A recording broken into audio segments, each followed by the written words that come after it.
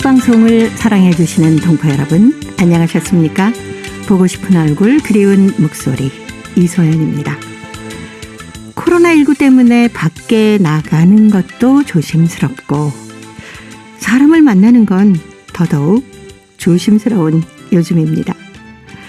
그래도 가장 쉽게 나눌 수 있는 게 우리 마음이 아닐까 싶어서 요즘엔 SNS를 통하거나 아니면 전화를 하거나 해서 서로가 마음을 참 많이 나누고 있습니다. 잘 지내지?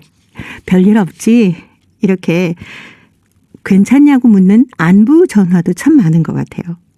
사소한 일에도 감사하다며 건네는 인사, 또 이런 모든 것들 하나하나가 우리가 주고받는 마음 아니겠습니까? 힘들고 어려운 시기에 가족과 친구, 주변 사람들하고 따뜻한 마음을 나누면서 우리 조금 더 힘을 내보기로 해요. 오늘 보고 싶은 얼굴, 그리운 목소리는 조화문의 노래 첫 곡으로 준비했습니다. 내 아픔 아시는 당신께.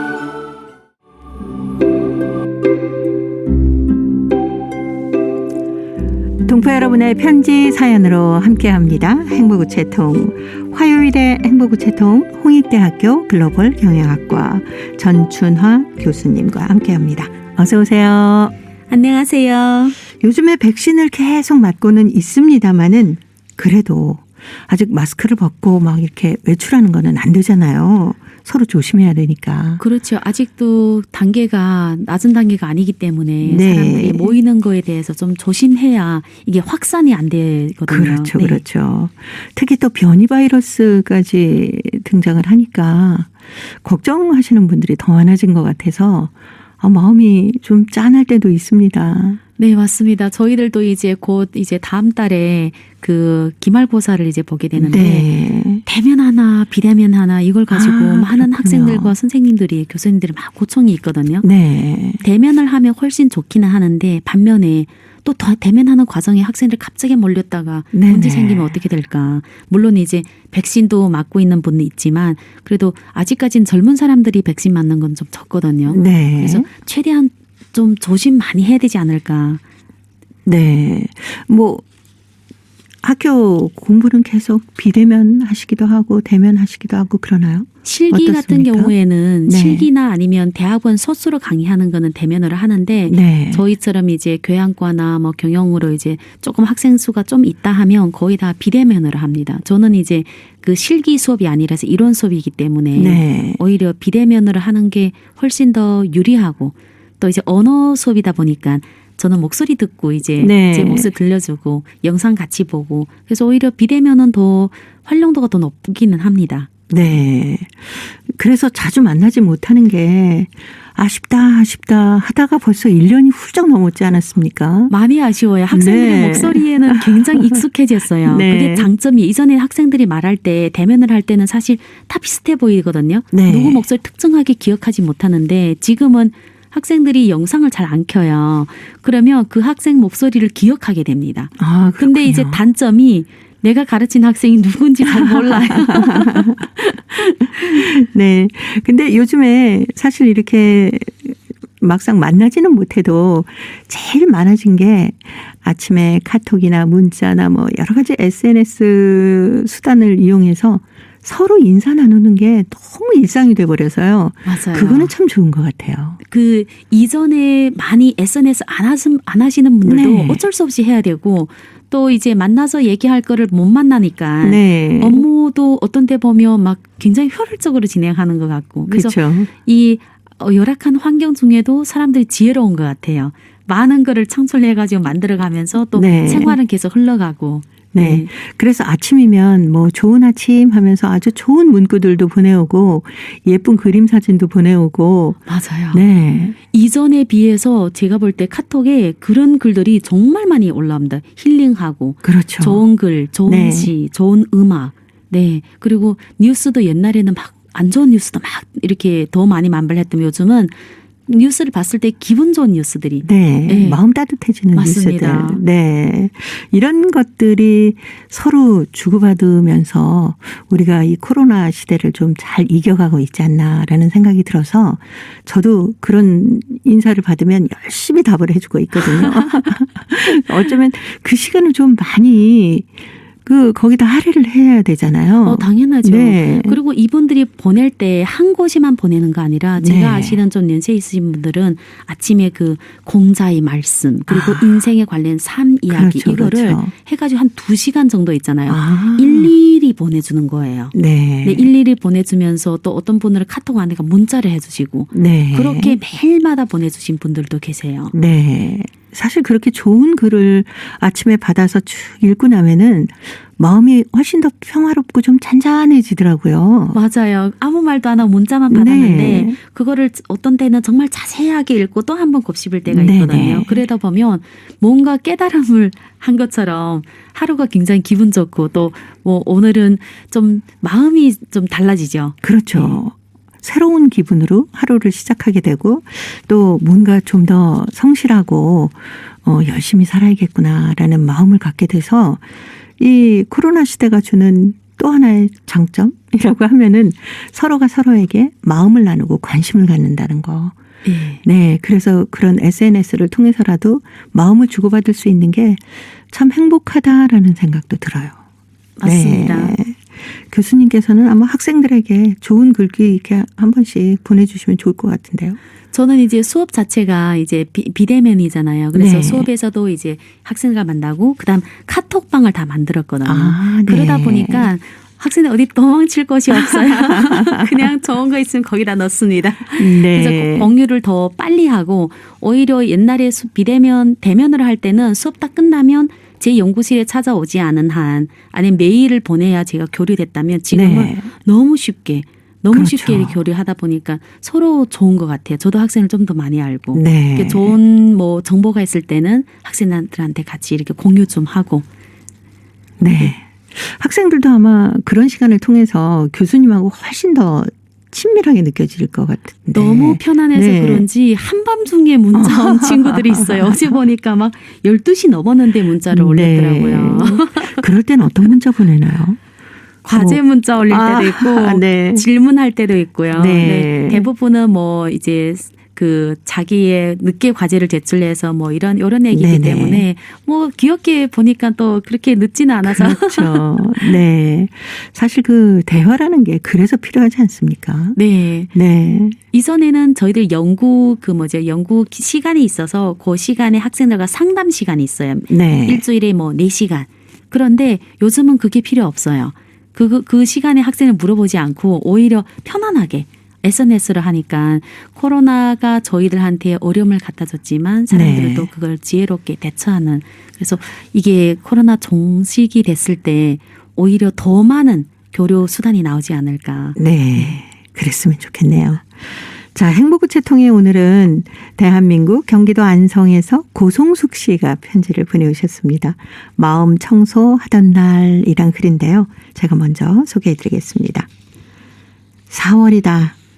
훈훈한 봄바람의 꽃향기를 맡으며 구름 타고 날고 싶은 계절이다.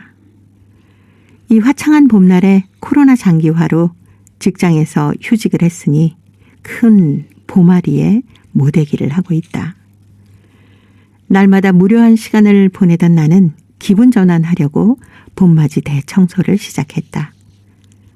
놀랍게도 상표를 뜯지 않은 새 옷들, 신발들이 쌓여 있었고 유효 기간이 지난 화장품들까지 집안 구석구석을 지키고 있었다. 처음 한국에 와서는 옷 몇 벌과 생활 필수품을 넣은 여행 가방 하나로 단칸방에서 살았는데 10년 후에 오늘 눈앞에 펼쳐진 광경을 자신마저 믿을 수가 없었다. 멍하니 앉아있던 나는 초인종 소리에 문을 열었다. 한 마을에 살고 있는 서영자 할머니께서 오셨는데 본명보다는 천원 할머니라고 더 많이 불리는 분이다. 올해 71세지만 선천적 지적 장애로 숫자 계산을 모르고 10,000원 지폐는 파란 돈, 5만 원권 지폐는 노란 돈이라고 말씀하신다. 김장철에는 이 집 저 집 다니며 일손을 도와주시는데 이웃들이 10,000원권, 5만 원권 지폐를 드리면 모두 거절하고 1,000원권 한 장만 받으신다. 특별히 사탕은 거절 없이 받는데 한 집에 5알씩 똑같이 나누어 주면서 제일 재미있고 신나는 일을 사탕 나누기라고 어린아이처럼 기뻐하시는 분이다. 할머니는 사탕을 얼른 먹으라고 재촉을 하더니 어수선한 방안을 보면서 깔깔대며 웃었다. 동생 집이 마트 같아. 어떻게 많은 옷을 마을회관, 다시 하겠습니다. 동생 집이 마트 같아. 이렇게 많은 옷을 마을회관 할머니들에게 나눠주면 엄청 좋아하겠어. 할머니의 순진한 웃음과 놀림에 나는 얼굴이 빨갛게 달아오르며 몸둘 바를 몰랐다. 사탕 5알을 주려고 먼 길을 찾아온 따뜻한 마음과 화장품 유효기간이 지나도록 나눔을 몰랐던 자신이 비교되는 시간이었다.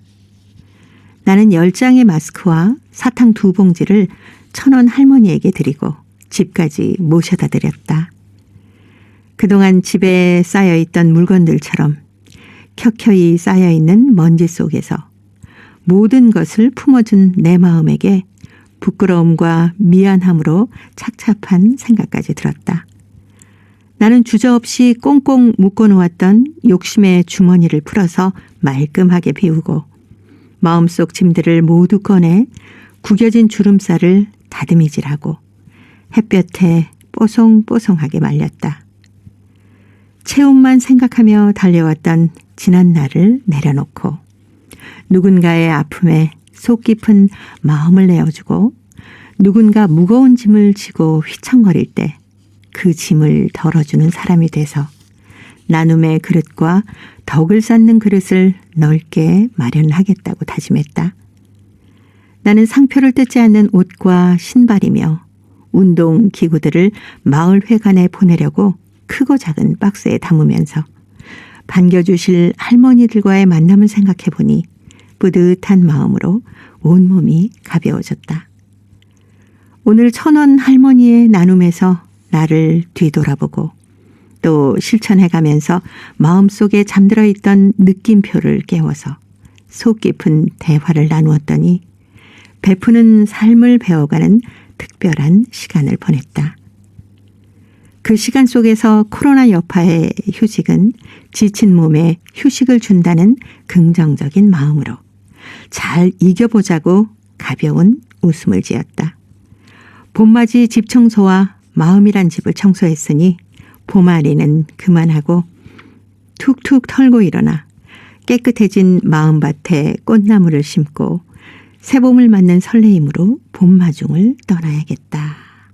라는 글을 보내오셨습니다. 아이고 괜히 뜨끔하네요. 그러니까요. 저도 1,000원 막 할머니. 보면은 네. 아유 이거 뭐 좀 청소를 하거나 뭐 이러면 그 나눔을 할 만한 것들이 꽤 많이 있잖아요. 너무 많아요. 네. 제가 이제 방금 들으면서 네. 우리 집도 지금 침대 밑에 맞습니다. 정말 나눠줄 만한 옷들이 많는데 그렇죠. 정리할 때면 항상 그러지 않나요? 네. 또 있겠지. 그런데 네. 몇 년씩 쌓아둔 옷들이 많이 있잖아요. 있습니다. 네. 맞아요. 이 1,000원 할머니를 만나서 다 드려야 되는데. 네.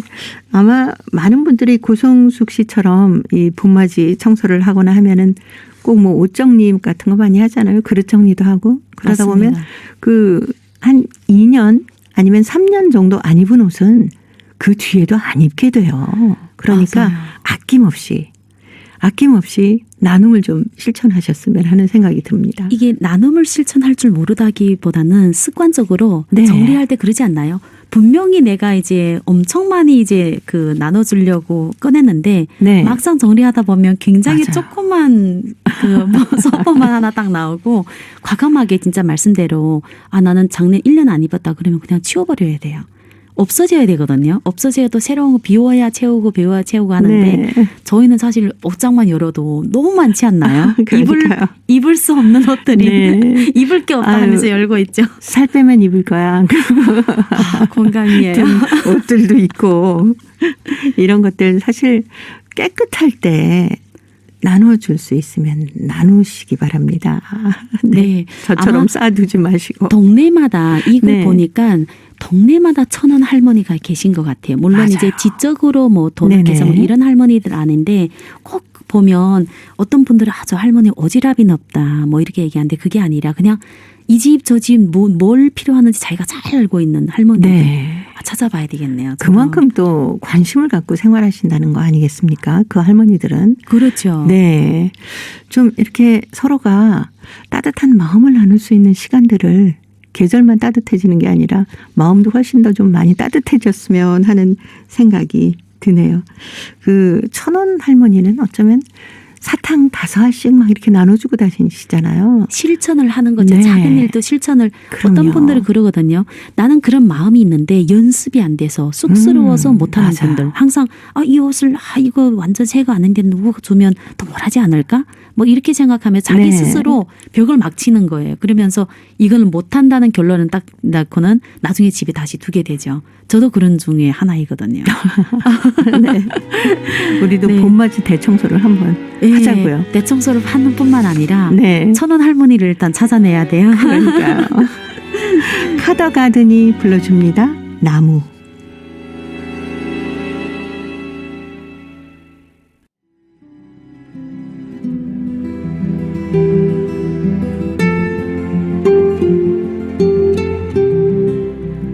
동포 여러분의 따뜻한 사연으로 아름다운 추억을 만들어 드립니다.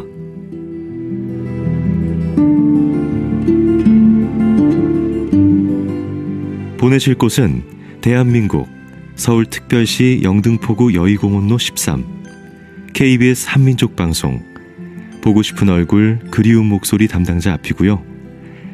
인터넷 주소도 알려드립니다. KBS 홈페이지 www.kbs.co.kr에 접속하신 다음 라디오, 한민족방송, 보고 싶은 얼굴 그리운 목소리를 순서대로 클릭하신 다음 청취자 참여 코너에 글을 남기시면 됩니다.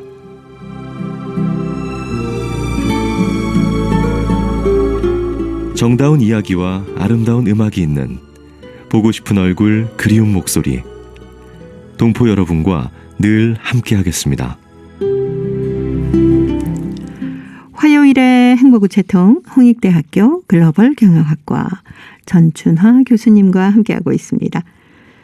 이제 중국 길림성 연길시 정다연 학생의 물만두 빚기 오늘의 두 번째 사연인데요. 전춘화 교수님이 소개합니다. 작년에 나는 엄마와 동생하고 같이 할머니 집에 가서 물만두를 빚었다. 할머니 집에 도착하니 할머니는 이미 물만두 껍질을 준비해 놓았다. 우리는 물만두를 빚기 시작했다. 나는 엄마와 할머니가 하는 것을 눈여겨보고 나도 따라서 물만두를 빚기 시작하였다. 나는 먼저 물만두 껍질을 손바닥에 넣고 다음 소를 껍질 위에 놓았다. 그 다음 물을 손에 묻혀 변두리를 발랐다. 그리고 두 변두리를 마주 접고 꼭꼭 눌렀다. 그러니 물만두가 완성되었다. 나는 내가 만든 물만두를 엄마와 할머니께 보이며 자랑했다. 잘 만들었네 우리 다연이. 칭찬을 받으니 기분이 참 좋았다. 그때 동생을 보니 물만두 껍질을 쥐고 우물쭈물하면서 한쪽으로는 물만두 속까지 훔쳐먹는 것이었다. 아마 배가 많이 고픈 모양이었다. 하여 우리는 이미 빚은 물만두를 삶기로 했다. 한참이 지나 물만두를 다 익었다. 우리는 물만두를 누가 빼앗기라도 할 듯이 급히 먹었다. 너무 맛있었다. 나는 물만두를 빚는 것도 알게 되었고 또 자기절로 빚는 물만두도 먹게 되니 너무 뿌듯했다. 올해에도 또 나는 엄마랑 할머니랑 같이 물만두를 빚었으면 좋겠다. 네. 정다연 학생이 물만두 빚은 그 모습까지 다 적어줬는데 만두 빚을 때 그러잖아요. 만두 껍질 손바닥에 놓고 맞아요. 속 넣고 물칠해서 꼭꼭꼭 쥐지 않습니까? 그리고는 나중에 이제 그 만두를 삶으면 이건 누가 만든 거다. 뭐 사실 그 익고 나면은 비슷비슷해지는데도 그래도 꼭 찾죠. 차이가 나요. 확실히 네. 예쁘게 만든 물만두가 물에 들어가면 퍼지지 않고 예. 저는 만든 물만두 보면 나중에 그 변두리가 두리뭉실해져요. 터지거나 아니면 분명히 어떤 그 주름을 잡았는데 주름이 다 없어졌더라고요. 그러니까요. 네. 그게 좀 이렇게 그대로 있으면, 요거 예쁘게 만든 거라 내가 만든 건데 서로 예쁜 게 자기가 만든 거라고 했던 그런 기억도 납니다. 중국에서는 아무래도 물만두 많이 만들어 드시죠? 예, 명절이나 기념일 되면 특별히 북방에서는 네. 물만두를 먹는 게 한 개의 관습이에요. 그래서 네. 춘절이나 그건 춘절은 더 말할 거 없고 온 네네. 집안이 앉아서 같이 이제 TV 프로그램 보면서 물만두를 빚거든요. 근데 다른 시기에도 물만두를 많이 먹습니다. 그래서 물만두를 집에서 해 먹는 분들이 굉장히 많아요. 네. 근데 근래에 와서 제 생각에는 지금 젊은 친구들은 식구가 적잖아요. 그래서 그런지 사서 이미 다 만들어진 걸 사가지고 네. 이제 그냥 끓여서 이렇게 하는데 맞아요. 오히려 저는 어릴 때 같이 막 이렇게 그 물만두를 빚으면서 밀가루를 얼굴에 한번 묻혀도 보고 맞아.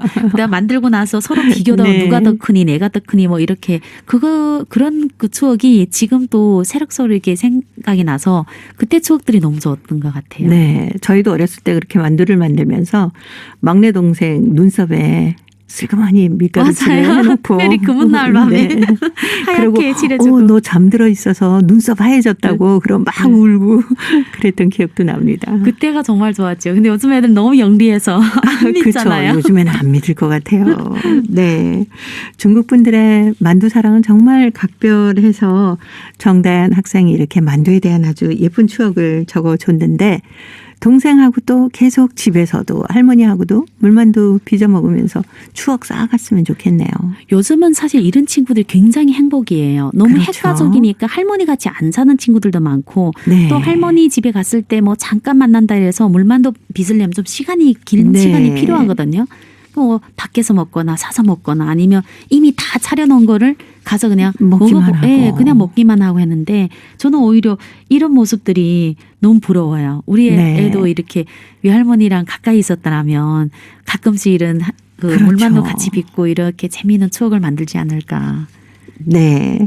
정다연 학생 물만두 빚기 보내왔는데 시간이 되시면 물만두 직접 집에서 좀 식구들과 같이 빚어서 드시고 그러면서 어린이들에게 좋은 추억도 좀 많이 만들어 주셨으면 좋겠습니다. 송송동요가 불러주는 만두 송송 들으면서 홍익대 글로벌 경영학과 전춘화 교수님과는 다음 주에 또 뵙도록 하겠습니다.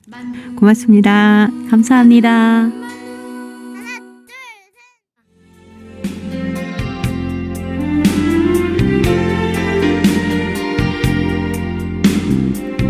KBS 한민족 방송은 7천만 온결어의 꿈을 담습니다. 지구촌 곳곳으로 뻗어나간 한민족의 중심 채널 KBS 한민족 방송은 더 나은 미래를 위한 초석이 되고자 합니다. 여기는 대한민국 서울에서 보내드리는 KBS 한민족 방송입니다. KBS 한민족 방송 보고 싶은 얼굴 그리운 목소리 듣고 계십니다. 자, 이제 동포 사회의 새로운 소식을 통신원들과 전화를 연결해서 듣는 순서입니다. 통신원 리포트인데요. 오늘은 중국 요녕성 그리고 러시아 사할린 지역의 소식 준비했습니다. 먼저 요녕성 심양의 최수향 통신원 만나보겠습니다. 최수향 통신원 안녕하셨습니까? 안녕하세요. 진행의 최수향입니다. 네, 반갑습니다. 반갑습니다. 중국 요녕성 철령 우이촌 노인협회에서 효사랑 행사를 가졌다고 하는데 자세한 소식 전해주세요. 네. 다 늙었는데 꽃은 무슨 꽃이야 하면서 가슴을 꽃쪽으로 수줍게 내미시는 노인들. 5월 9일 멋진들을 맞아 철령시 여보진 우이천에 자리 잡고 있는 제아민속 풍속문에는 효사랑 주제의 큰 잔치가 펼쳐졌습니다. 우이천 유성국 서기를 비롯한 선 관계자들과 선 노인협회 회원 총 40여 명이 자리를 함께 했습니다. 우이천 출신 김성연 신양시아 장식유한회사 대표는 홀로 외로이 모친들을 보낼 어르신들의 고독감을 조금이나마 덜어드리고도 소박한 잔치를 마련했다고 행사 기획 의도를 밝혔습니다. 따뜻하고 산뜻하고 화려한 민족 복장을 차려입은 할머니들과 한껏 멋을 내고 온 할아버지들, 민족 전통이 살아 숨쉬는 전통 가옥에서 그들은 윷놀이 등 민속놀이를 즐기며 명절 분위기를 만끽했습니다. 이어서 김종연 대표와 선 관계자들은 노인들에게 카네이션을 전달했습니다. 정연이 우리 우이천의 아들이야. 자랑스러운 우리 아들. 천민들은 명절 때마다 외국행을 나선 자녀들을 대신하여 따뜻한 행사를 마련해주는 김종연 사장에게 진심 어린 고마움을 전했습니다. 이날 우이천 출신 김대호 국가급 무형문화재 판소리 전승리는 직접 창작한 조예 작품을 천여인협회에 증정했습니다. 네. 자, 이런 아주 좋은 행사를 개최한 우이촌이 역사와 전통이 있는 마을이라고 하는데 마을 소개를 좀 해 주십시오. 네, 저승적 전통 마을로서 방방 100여 년의 역사를 갖고 있는 우이천은 지난해 6월 중국 명절 영상지 저승적 음력설 항목 촬영지로 선정됐습니다. 이에 김종연 사장과 김영수 전 천령시 저승적 문화예술관 관장은 우이천의 전통을 살리고 이곳에 새로운 활력을 부여하기 위해 힘을 합쳐 천 전통 가옥 개조 사업을 본격적으로 추진했습니다. 현진 정부의 적극적인 지지하에 지난해 말 소갓집, 황토집, 한옥 등 각기 다른 이미지 전통 가옥이 우이천의 모습을 드러냈습니다. 김종연 씨는 현재 우이천 천사 박물관 건설도 추진 중에 있다고 밝혔습니다. 오늘 윤영성 소식 여기까지 듣도록 하겠습니다. 시명의 최수향 통신원이었습니다. 소식 잘 들었습니다. 감사합니다. 네, 고맙습니다. 자, 이어서 러시아 살린으로 가보겠습니다. 배순신 통신원 만나보겠습니다. 배순신 통신원 안녕하셨습니까? 네, 안녕하세요. 반갑습니다. 네, 반갑습니다. 러시아 사할린주 한인협회에서 사할린 어르신들을 위해서 어버이날 행사를 가졌다면서요. 사할린 한인문화센터에서 1세 어르신들을 대상으로 하는 어버이날 행사가 열렸습니다. 주최로 나선 사할린 주한인협회 박순옥 회장에 따르면 현재 유로사할린스에서 약 240명의 1세 동포들이 계시는데 이번 행사에 80여 명의 어르신들이 참가하게 되었으며 연세가 많고 운신이 불평한 어르신들은 행사장을 찾아오지 못했습니다. 이번 행사 주관으로 최근 적극적으로 활동을 펼치고 있는 주한인 청소년회가 나섰습니다. 이들은 이날 축하 공연 프로그램을 준비하고 장치상 차림은 주한인 여성회가 맡았습니다. 주한인협회 박순옥 회장은 어르신들을 1년 반 만에 한자리에 볼 수 있게 되어 기뻐하며 어르신들을 위해 앞으로도 한인협회가 많은 노력을 하겠다고 강조했습니다. 박기동 유로사갈린스크 한국 주기장소 소장은 한국에 계시는 어머님이 생각난다며 올해 연세가 89세가 되시는 어머니를 코로나 때문에 거의 2년간 한국에 못 가서 뵙지를 못했습니다라며 어르신들을 비니까 저희 어머니를 뵈는 것 같고 가슴이 찡해서 좀 달래느라 혼이 났습니다. 이렇게 어르신들이 건강하신 모습 뵙게 되니까 너무 반갑고 또 이렇게 하루 즐겁게 지내시고 올해 내년 10년, 20년 이렇게 건강하신 모습으로 행복하게 사시기 바랍니다. 라고 하였습니다. 네. 자, 5월 8일 어버이날 행사에서 위안 공연도 있었다고요? 이날 어르신들을 위해 까라사가 한인회 소속 미니마우스 타기팀 한인문화센터 아리랑 무용단 강팔련 동포 가수 최유ля 가수와 김대철 소마리나 아마추어 가수 등이 축하 공연을 했습니다. 그리고 한인문화센터 무대에 처음으로 나선 한인 청소년협회 회원들인 오와디미르 김나탈레 내려는 바람이 분다라는 한국 노래를 불렀고 팁 알렉산더 회원은 멋진 현대춤으로 갈취를 받았습니다. 강팔령 가수가 흥겹게 부르는 노래의 전단에 맞춰 어르신들이 자연스럽게 흥종죽을 주는 곳은 이번에도 예외가 아니었습니다. 명소꽃 차리는 음식을 드신 어르신들은 많은 얘기를 나누고 죽을 준 후 행사장을 떠났습니다. 네. 뭐 어버이날이 지났습니다마는 사할린이 워낙 소식이 많지 않고요. 또 사할린에서는 중요한 행사라서 조금 날짜적으로 늦었습니다마는 전해드리는 점 양해해 주시기 바랍니다. 자, 오늘 소식 잘 들었습니다. 네, 감사합니다. 네, 고맙습니다. 러시아 사할린의 배순신 통신원이었습니다. 어버이날에 사할린 한인문화센터에서 1세 어르신 80여 분을 모시고 아주 멋진 행사를 가지셨네요.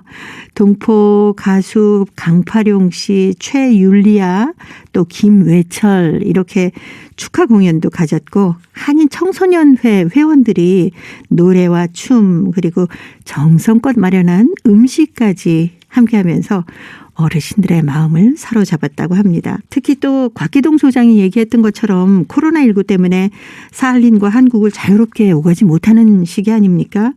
부모님을 못 뵈었는데 이 어버이날 행사를 통해서 어머님을 뵌 듯이 반가웠다 하는 얘기를 들으니까 가슴이 좀 뭉클해지는 시간이었습니다. 모든 어르신들 꼭 건강하시기 바랍니다. 자, 이제 퀴즈를 통해서 대한민국의 역사와 문화까지 배울 수 있는 퀴즈 한마당 보내드립니다. 동포 여러분과 퀴즈로 하나 되는 시간 퀴즈 퀴즈 한마당. 할머니 너무 맛있어요. 그래. 우리 강아지 많이 먹어라. 네 할머니. 이것도 먹고 우리 강아지 좋아하는 갈비도 먹고. 아우 다 내가 좋아하는 거잖아. 헬미가 우리 강아지가 좋아하는 것만 해놨지. 난 세상에서 할머니가 제일로 좋아. 이 헬미도. 아유 채알라 천천히 먹어. 먹을 수 있을 때 많이 먹어야지 할머니. 어떻게 식탐까지 네 애비를 꼭 빼닮았누. 왜 이렇게 배가 살살 아프지? 그러게 천천히 먹으라니까. 너무 급하게 먹어서 체한 거야. 이거 다 먹어야 하는데. 아유, 나중에 먹고 일단 손부터 따자. 에? 손을 따요? 손 따면 한 방에 내려가는데. 무서워서 싫어. 소화제 먹을래 소화제. 겁 많기는. 자, 그럼 이거 마셔봐. 이건 소화제가 아니잖아요. 헬미가 만든 천연 소화제야. 정말? 그래, 이것 마시면 쑥 내려갈 거다. 할머니 손은 약손, 우리 강아지 배는 똥배. 우리 강아지 얼른 날아. 손주가 너무 급하게 먹다가 체를 했는데 손을 따준다고 하니까 무섭다고 해서 할머니가 이것을 마시라고 주네요. 과식해서 소화가 안 되거나 체했을 때 이걸 마시기도 하는데요. 천연 소화제인 이것은 가정에 꼭 두는 상비약 같은 존재입니다. 요즘 딱 이것 제철인데요. 이것은 매화나무의 열매입니다. 둥근 모양의 이것은 껍질이 연한 녹색으로 5월 말에서 6월 중순이면 녹색으로 익습니다. 과육이 단단하며 신맛이 강한 것은 청매, 향이 좋고 빛깔이 노란 것은 황매, 청매를 쪄서 말린 것은 금매, 청매를 소금물에 절여 햇볕에 말린 것은 백매, 청매의 껍질을 벗겨 연기에 그을려서 검게 만든 것을 오매라고 합니다. 우리나라에서는 전라남도 순천과 광양, 경상남도, 경상북도 등지에서 많이 재배되고 있고요. 일본과 중국 등에서도 식용으로 재배합니다. 이것의 원산지는 중국인데 3,000년 전부터 건강보조식품이나 약재로 사용했습니다. 한국에서는 삼국시대의 정원수로 전해져 고려 초기부터 약재로 쓰고 있다고 해요. 동의보감에 따르면 이것에는 향균과 해독작용의 효과가 있어 설사가 심할 때 이것을 먹으면 완화시킬 수 있고요. 식중독에 걸렸을 때 이것을 먹으면 위를 진정시켜주고 소화불량을 완화시키는 데 탁월하며 위액 분비를 조절해 위산 과다를 막습니다. 이 밖에도 이것에는 무기질과 비타민이 풍부해 피로를 풀어주고 근육통이나 두통을 개선하는 데도 좋은 영향을 준다고 합니다. 자, 여기서 문제 나갑니다. 이것은 매실나무의 열매인데요. 5월 말에서 6월 중순에 녹색으로 익습니다. 요즘에는 이것을 따서 청이나 술을 담그기도 합니다. 이것은 피로 회복은 물론이고 해독 작용, 살균 작용이 뛰어나 푸른 보약으로 불릴 정도인데요. 이것은 무엇일까요? 자, 보기 드립니다. 1번 메주, 2번 메뉴, 3번 매실. 정답을 보내주신 분 가운데 일주일에 한 분 추첨해서 소정의 상금이나 상품을 보내드립니다. 퀴즈 한마당 지금까지 성우 유선일 한희정이었습니다. 하기는 저희 집에도 가정 상비약으로 이게 있습니다. 소화가 안 되거나 또 체기가 있을 때 이것 따뜻하게 타서 마시면은 소화가 잘 되더라고요. 그래서 이것을 여름철에 푸른 보약이다. 이렇게 얘기도 합니다. 또 갈증이 날 때 이것을 한 잔 물에 타서 마시면 갈증도 해소되고요. 피로까지 싹 날아가는 것 같습니다. 그리고 저는 이것을 요리할 때도 많이 쓰는데요. 설탕 대신 이것을 쓰면 맛도 좋고 건강에도 아주 좋습니다. 이것을 많이 쓰다 보니까 매년 이맘때쯤엔 집에서 이것으로 청을 직접 담그기도 합니다. 저처럼 집에서 이것을 담그거나 담궈진 이것 청을 사서 드시는 분도 참 많더라고요. 동포 여러분께서는 이것을 어떻게 활용하고 계시는지요? 이것을 활용한 요리 또는 이것에 얽힌 여러 가지 추억도 있으실 것 같으네요. 행복우체통으로 많이 보내주시기 바랍니다. 정답은 이미 찾으셨죠? KBS 홈페이지에 접속하신 다음에 라디오 한민족 방송 보고 싶은 얼굴 그리운 목소리를 순서대로 누르시면은 청취자 참여란이 있습니다. 여기에 정답과 함께 사연도 많이 보내주시기 바랍니다.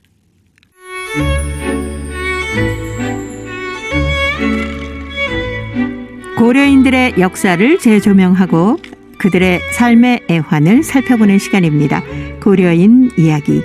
사단법인 고려인마을 역사유물전시관의 김병학 관장님 전화 연결해서 만나보도록 하겠습니다. 역사유물전시관의 개관 다시 한번 축하드립니다. 네, 감사합니다. 네, 고려인 역사유물전시관이 개관 기획전으로 고려 사범대 기획전을 열고 있다고 하는데 어떤 건가요? 사실은 이렇게 운영을 하고 있습니다. 우리 전시관은 1층은 상설 전시실이어서 네. 고려인의 160년 역사를 연대기적으로 이렇게 볼 수 있게 전시를 해서 그 부분은 거의 항구적으로 이렇게 전시가 갈 거고요. 네. 물론 이제 거기에서 새로운 사실을 보충하거나 이제 그런 일은 있겠지만은 대체적으로 아마 그런 기조를 유지할 것이고 2층으로 올라오면은 기획전시실, 특별전시실, 국가지정기록물 전시실을 운영을 하는데 네. 기획전시실과 특별전시실은 해마다 이렇게 다른 주제를 가지고 이렇게 전시하는 공간으로 마련을 했습니다. 그래서 네. 기획전시실은 고려인 역사에서 일어난 중요한 사건, 그것을 기념하는 해를 여기서 기념하면서 네. 전시를 기획을 하는 겁니다. 그래서 올해는 고려 사범대 개교 90주년 기획전으로 했습니다. 네. 1931년 9월에 블라디보스톡에서 고려 사범대학교가 개교를 했죠. 그래서 그것 90주년을 맞이해서 지금 고려 사범대 기획전을 지금 열고 있습니다. 네. 고려 사범대가 어떤 학교인지 좀 자세히 소개해 주세요. 예, 고려 사범대는 사실 많은 분들이 우리 고려인 역사에 대해서 좀 아시는 분들이 고려 극장, 그러니까 모국어로 연극하는 고려 극장, 네. 그리고 신문사, 모국어 신문사 고려일보에 대해서는 많은 분들이 알고 계시지만은 네. 고려 사범대학교에 대해서는 좀 덜 알려졌고 많은 분들이 아직 그 정보가 없는 상황인데 그것은 그럴 만한 이유가 있습니다. 연해주에서 1937년에 고려인들이 강제이주 됐을 때 네. 신문사와 극장은 강제이주 돼가지고 또 극장은 바로 제 기능을 발휘하고 신문사는 당시 잠시 폐관됐지만은 이듬해 5월 15일에 바로 레닌기치란 이름으로 복관이 돼서 꾸준히 모국어 신문이 발행이 됨으로써 지금까지 명맥이 유지가 됐거든요. 네. 그런데 고려 사범대학교는 당시에 명실상부한 우리 민족 최고의 인텔리들을 양성하는 기관이었음에도 불구하고 강제된 네. 이듬해 38년 4월에 개교를 했는데 소련 정부에서 모국어 사용을 할 수 없게 금지를 시켰어요. 단계적으로. 네네, 그랬었죠. 그렇기 때문에 그 모국 고려 사범대는 그해 4월부터 그해 끝날 때까지 점차적으로 모국어를 강의할 수 없어서 그게 불과 2, 3년 사이에 그냥 일반 소비에트 사범대로 변질됨으로써 학교의 기능을 상실해버렸죠. 네. 그렇기 때문에 이 대학에 대해서는 많이 알려지지 않았습니다. 그게 참 아쉽지요. 그런데 이 사범대가 너무 우리에게는 역사적으로 중요하기 때문에 그걸 상기시키는 의미에서 기획전을 지금 열게 됐습니다. 네. 90주년이라고 했는데 그럼 그 기획전에는 어떤 것들이 전시가 됩니까? 이제 강제주 이전에 그러니까 1931년에 설립됐으니까 6년간 존재를 했죠. 6년간 존재를 하면서 이 대학교에서 남긴 유물들이 많지는 않지만 지금 일부가 전해지고 있습니다. 네. 주로 그 당시에 그 찍었던 그 학생과 그 교수들 그 사진, 네네. 졸업사진이나 그 여러 가지 사진들이 있고요. 또 그때 썼던 교재들이 있습니다. 모국어로 쓴 교재, 또 소련에서 러시아어로 발간된 것을 거기에서 우리말로 번역해서 조잡하지만 그것을 책으로 엮어서 이렇게 그 교육용으로 쓰였던 교재들이 있고요. 네. 또 그렇지만은 고려 사범대에서 이루어진 이 모국어 교육의 역사를 네.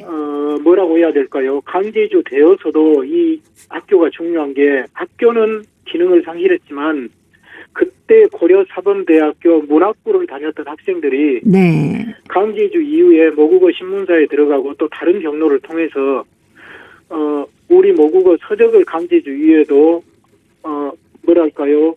문학 서적도 발간을 하고 작품을 쓰고 또 모국어 교재도 발간을 하고 일반 학교에서 모국어 교육도 하고 그러면서 이 모국어 교육에 모국어를 중앙아시아에서도 잊지 않고 이렇게 지켜오는데 크게 이바지를 했거든요. 네네. 그래서 중앙아시아 한글 문학과 모국어 교육은 다 이분들의 역할로서 지금 유지가 됐기 때문에 네.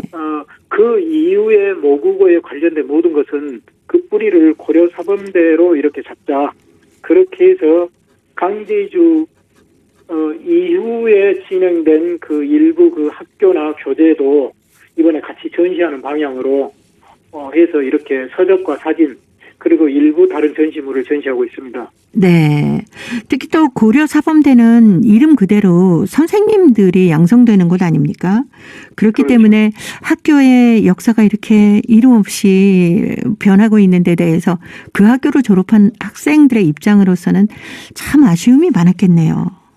아쉬움 많고 우리 민족적인 아쉬움이죠. 왜 그러냐면 그렇죠. 당시에 네. 고려 사범대학교는 우리 국내에도 없었고 세계 최초의 우리 한민족 유일의 사범대학교였습니다. 네. 얼마나 이게 자랑스럽고 그러네요. 좋은 것이었습니까? 그리고 당시에 이 사범대가 설립됐을 때는 이미 연해주 지역에 그 전후에서 380여 개의 우리 민족학교가 있었어요. 네. 그리고 200여 개의 종남소 그러니까 일종의 작은 도서관이죠. 그런 이런 인프라가 바탕이 돼서 우리 대학교가 출범을 했던 것이죠. 네네. 그런데 이게 강제주 때 폐쇄돼 버린 게 너무나 가슴 아픈 일이죠. 그렇습니다. 이 고려인 학교가 그렇게 많았다는 것은 그만큼 우리 고려인 동포들의 민족의식이 컸다라고 얘기할 수 있겠죠.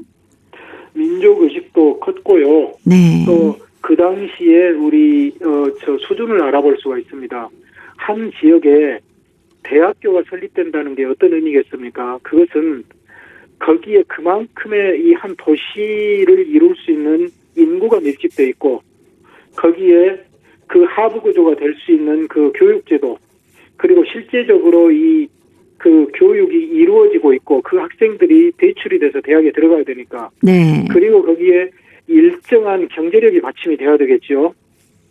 그러한 모든 그 인프라가 이렇게 있었기 때문에 그 대학교가 들어섰고 사실 그 말씀드렸다시피 380여 개의 그 민족학교 외에도 연해주 그 지역은 전 세계에서 유일하게 우리 한반도 이해 지역에서는 유일하게 한글 문단이 또 형성이 됐던 곳입니다. 네. 예, 그래서 거기에서 문학 잡지도 발간하고 그렇게 왕성하게 어떤 이 모국어나 민족의식 이런 게 각성되고 이 교육열이 용광로처럼 끌어올랐던 그 시대지요. 그리고 그 당시에 얼마나 이 교육에 대한 열성이 있었는지 그 당시에 일반 부녀자들은 교육 대상에서 제외됐는데 그때부터는 부녀자들도 방과 후에 네. 문맹 대치학교를 다니면서 다 이렇게 한글을 깨우쳤습니다. 그런 바탕에서 이 대학교가 설립이 돼서 이렇게 모국어 뭐랄까요 교육의 그 횃불을 높이 들고 나섰는데 강제주로 이 정말 우리가 너무나 안타깝게 이게 중단되고 말았죠. 참 아쉬운 일이죠. 네. 정말 우리 고려인 동포들은 어렵고 힘든 환경 속에서도 배움의 길을 닦을 수 있도록 이렇게 학교부터 세우고 또 여자애들까지 전부 교육을 시켰다는 것은 그만큼 우리 고려인 동포들의 교육열은 물론이고 뭔가 내일의 희망을 심어줄 수 있는 그런 일이었다라는 생각이 듭니다. 네, 그렇죠. 그리고 이런 이야기가 전해져 오거든요. 제가 카자흐스탄에 살 때 들은 이야기인데 네.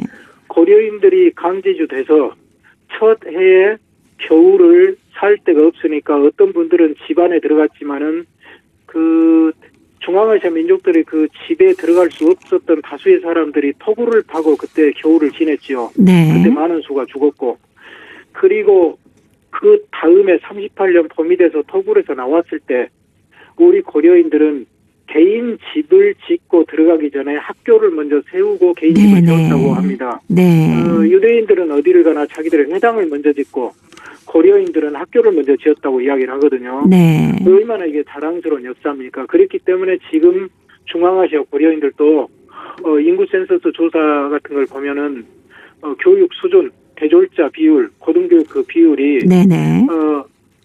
가장 그렇게 상위권에 항상 이렇게 배치되어 있었고 지금도 그게 유지되고 있습니다. 그렇기 때문에 고려인들이 지금도 모국어를 잊어버린 고려인일지라도 각종 정계 관계 또 그리고 문화계에서도 정말 훌륭한 일을 남긴 분들이 참 많이 있죠.